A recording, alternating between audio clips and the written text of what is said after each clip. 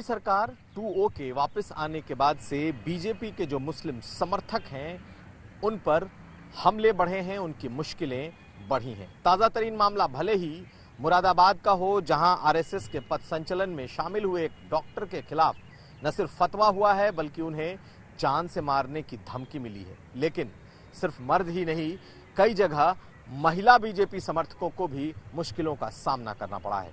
और बरेली इसका खास उदाहरण है, जहां निदा खान, जो कि ट्रिपल तलाक को लेकर जिसने आवाज उठाई थी, वो जब अपने रिश्तेदार के घर एक फंक्शन में गई थी तो साफ साफ कहा गया कि पहले बीजेपी से तौबा करो, उसके बाद ही परिवार में घुसने की इजाजत होगी। ऐसे मामले आए दिन बढ़ते जा रहे हैं। मैंने उनसे पूछा कि तौबा की वजह क्या है, तो वो कहते हैं कि बीजेपी एक नॉन मुस्लिम पार्टी है और उसने क्या कहते हैं आज तक किसी भी मुसलमान ने, बरेलवी मुसलमान ने कभी इसका समर्थन और प्रचार नहीं किया और तुमने दोनों ही चीजें की जो कि दोनों गलत है और तुम्हें तौबा करनी पड़ेगी। धर्म का ठेका कोई भी ले तो जरूरी है दस्तक दी जाए। इस मामले में सेलेक्टिव होने की जरूरत नहीं। आखिर क्यों किसी मुस्लिम महिला निदा खान को बीजेपी के समर्थन करने पर धमकी दी जाती है? इस वजह को समझने के लिए हमने आपके लिए रिसर्च की है, जो बताती है कि CSDS के आंकड़ों के मुताबिक जिन सीट पर मुस्लिम आबादी 20% से कम, दावा है कि वहाँ 51% हिंदुओं ने बीजेपी को एक मुश्त वोट दिया। जिन सीट पर मुस्लिम वोटर की संख्या 20% से ज्यादा और 39% से कम है, वहाँ 59% हिंदू वोटर का वोट दावा है कि बीजेपी के खाते में जाता है। जबकि जिन सीट पर मुस्लिम मतदाताओं की तादाद 40% से ज्यादा हो जाती है, वहाँ पर हिंदू वोटर का 69% हिस्सा बीजेपी के पाले में गया। ऐसा दावा CSDS का पोस्ट पोल सर्वे करता है। अब एक दूसरी जानकारी देखिए जो मुस्लिम वोटिंग पैटर्न में देखने को मिलती है। जिन सीट पर मुस्लिम वोटर की संख्या 20% से कम है, वहाँ 14% मुस्लिम वोटर ने अब की बार उत्तर प्रदेश में अपना वोट बीजेपी को दिया। लेकिन फिर जिस सीट पर मुस्लिम मतदाता 20 से 39% के बीच है, यहाँ पर मुस्लिम वोटर का वोट घटकर 4% बीजेपी के पाले में आता है। लेकिन जिन सीट पर मुस्लिम वोटर 40% से ज्यादा हो जाते हैं, वहाँ पर मुस्लिम वोट में 4% से भी कम हिस्सा बीजेपी पाती है।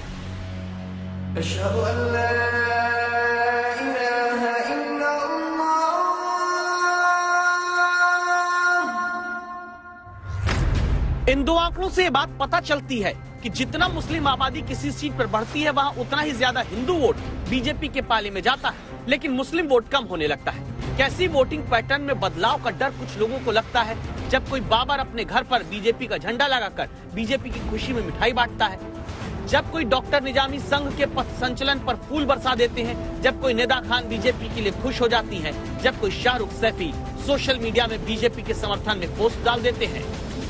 जो अभी भी ये हजम नहीं कर पा रहे हैं कि ऐसे कैसे आसानी से मुस्लिम समाज भारतीय जनता पार्टी के साथ जुड़ रहा है। इनकी दुकानें बंद हो गई हैं, जो फतवा फैक्ट्री चलाते थे इनकी दुकानें बंद हो गई हैं। इन जैसे तमाम और संस्थाएं जो थी, तो और एक वो विचारधारा जो सिमी के साथ चली थी, तो सिमी को तो बैन किया गया था, जो आतंकी संगठन डिक्लेयर हुई थी, लेकिन उस विचारधारा को तो अभी कहीं ना कहीं उसका वायरस तो घूम रहा है हवा में, उसको भी खत्म करने का काम अभी हम करेंगे।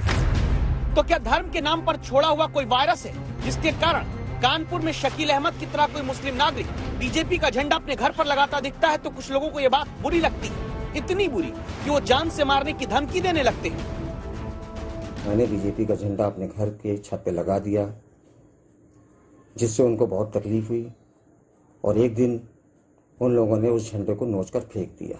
इन्होंने मेरे साथ कई बार मारपीट की, तरह तरह के बहाने, तरह तरह के इल्जाम लगाकर लड़ाई झगड़ा करते रहे। शाहनवाज हुसैन के भाई राशिद हुसैन ने मुझसे बोला कि मैं तुम्हारी आंखें फोड़ दूंगा, तुम्हारी गर्दन काट दूंगा, यहाँ के मुसलमानों के साथ मिलकर रहो। बीजेपी के साथ एक लंबे वक्त तक मुस्लिम विरोधी पार्टी होने का परसेप्शन बना रहा, लेकिन अब हल्का सा क्या बदलाव है ये। जैसे 2009 के चुनाव में बीजेपी को 3% मुस्लिम वोट मिला, 2014 से यही मुस्लिम वोट बीजेपी का बढ़कर 8.5% और उसके पार पहुंचने लगता है। आंकड़े ये भी बताते हैं कि 2017 के 6% मुस्लिम वोट से बढ़कर बीजेपी इस बार 8% मुस्लिम मत यूपी में हासिल कर चुकी है। तब क्या अब तक सिर्फ मुस्लिम वोटर के दम पर अपनी जीत सुनिश्चित करने वाली सोच बीजेपी की तरफ मुस्लिम वोटों को बढ़ता देखकर निराश होने लगी है। दशकों तक कुछ राजनीतिक दलों ने सिर्फ वोट बैंक की राजनीति की है। कुछ लोगों को ही वायदे करो, ज्यादातर लोगों को तरसा कर रखो। भेदभाव, भ्रष्टाचार, ये सब वोट बैंक की राजनीति का साइड इफेक्ट था।